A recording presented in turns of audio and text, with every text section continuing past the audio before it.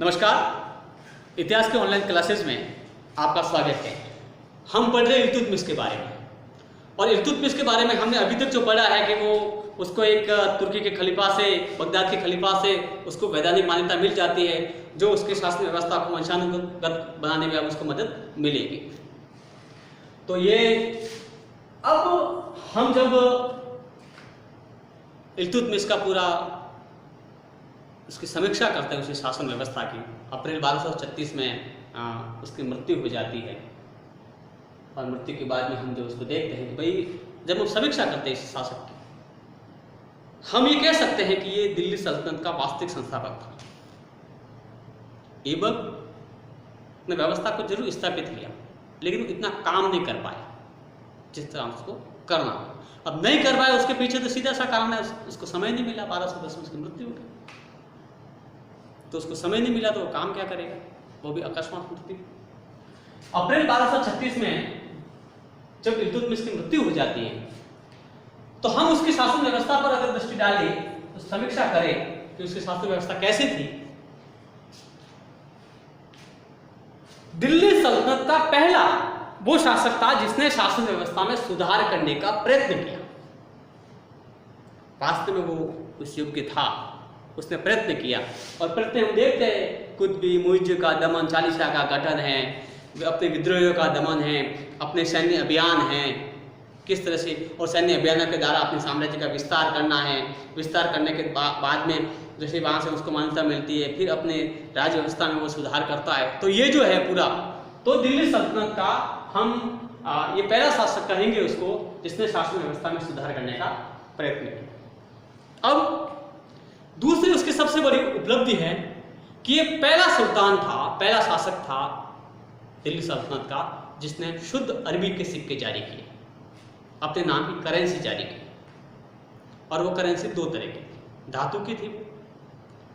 एक उसने जो चांदी का टका बोलते थे उसको, चांदी का जो सिक्का होता था उसको टका कहा गया है। और जो पीतल का तांबे का उसने जो जारी किया उसको जीतल कहा गया है। तो टका और जीतल, तो शुद्ध अरबी के सिक्के जारी करने का श्रेय अगर किसी को जाता है दिल्ली सल्तनत के अंदर प्रथम बार, तो वो है इल्तुतमिश। दूसरा एक और महत्वपूर्ण उसने कार्य किया है, वो है इक्ता व्यवस्था का प्रचलन। अब आप कहोगे सर इक्ता क्या होती है? देखिए कि पहले सीधा सा सिस्टम है कि हम जो कर्मचारियों को जो राजा वेतन है, शासक जो वेतन है वो कैसे देता है? तो या तो आप किसी वस्तु के रूप में उसको दे दो, मुद्रा के रूप में उसको दे दो, लेकिन उसने पूरा ढांचा बदला है। हालांकि ये एक अलग दृष्टि से आगे आने वाले इतिहास में देखा जाएगा कि ये जो व्यवस्था में परिवर्तन उसने किया, जैसे इक्ता व्यवस्था। इक्ता व्यवस्था का अर्थ होता है कि उसने सेवा के बदले वो एक भूभाग देता था जो पर्टिकुलर, जैसे कोई अमीर है, सैनिक अधिकारी है, उसको उसने जमीन का एक टुकड़ा दे दिया कि इस यहाँ से जो उत्पादन होता है वो आपका वेतन माना जाएगा। लेकिन एक बात ध्यान रखें, उस इक्ता पर उस अमीर का, उस सैनिक का, उस अधिकारी का पूरा अधिकार नहीं होता था। वहाँ से जो उत्पादन होता था उसका वो अधिकारी होता था। लेकिन जब हम सामंत व्यवस्था में अगर जाकर देखें तो आगे चल करके किस तरह से जो एक जो जमींदारी व्यवस्था है मध्यकाल में उत्पन्न होती है, उसके बीज हम यहाँ देख सकते हैं। ठीक है, तो इक्ता व्यवस्था का प्रचलन जो है वो इल्तुतमिश ने किया। इसके अलावा हम ये देखते हैं कि उसके से पहले राजधानी थी वो लाहौर थी। तो उसने सबसे पहला जो काम किया वो यही किया कि उसने राजधानी को वहाँ से ट्रांसफर किया, यानी लाहौर से दिल्ली। तो ये भी एक महत्वपूर्ण उसकी उपलब्धि मानी जाती है। अब ये लाहौर से दिल्ली उसने राजधानी का ट्रांसफर क्यों किया? क्योंकि लाहौर का जो सीमावर्ती क्षेत्र था वहाँ पर आक्रमण ज़्यादा होते थे, तो उसने सबसे पहले, और उसके विरोधी वहाँ ज़्यादा थे क्योंकि लाहौर एक अलग राजनीतिक प्रदर्शन वाला जो क्षेत्र था, तो उसने लाहौर से दिल्ली जो है राजधानी का ट्रांसफर वो करते हैं। तो राजधानी का स्थानांतरण लाहौर से दिल्ली। तो इल्तुतमिश के समय जो राज्य की राजधानी रही है वो रही है दिल्ली। योग्य शासक होने के साथ साथ वो विद्वानों का आश्रयदाता भी था।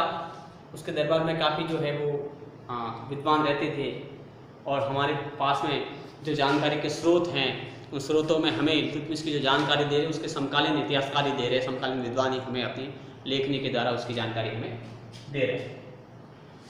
कुतुबुद्दीन ऐबक ने जिस कुतुब मीनार का निर्माण कार्य आरंभ करवाया था और बाद में उसकी तो मृत्यु हो गई, तो उस निर्माण कार्य को आगे बढ़ाने का काम अगर उसने किसी ने किया है तो वो इल्तुतमिश है। तो ये भी उसकी एक उपलब्धि हम मानते हैं।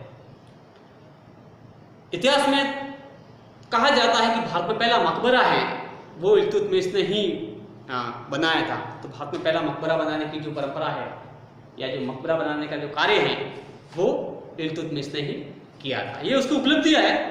हम जब उसकी समीक्षा करते हैं, उस समीक्षा के अंदर हम इसको पढ़ेंगे। अजमेर की जो मस्जिद है उस मस्जिद के निर्माण का जो श्रेय है वो भी इल्तुतमिश को ही जाता है। तो इस तरह से जो हम देखते हैं कि किस तरह से 1210 से लेकर 1236 का जो कार्यकाल है वो इल्तुतमिश का कार्यकाल माना जाता है। और उस कार्यकाल के अंदर उसने क्या क्या काम किए, यानी 10 से 36 तक उसने किस तरह से अपनी शासन व्यवस्था को सुदृढ़ बनाने का जो काम किया था। तो ये आज जो हम हैं वो हमारा इल्तुतमिश का जो टॉपिक वो ख़त्म होता है। आगे आने वाले वीडियोज़ के अंदर हम अब एक नए शासक के साथ में उपस्थित होंगे। तब तक नमस्कार।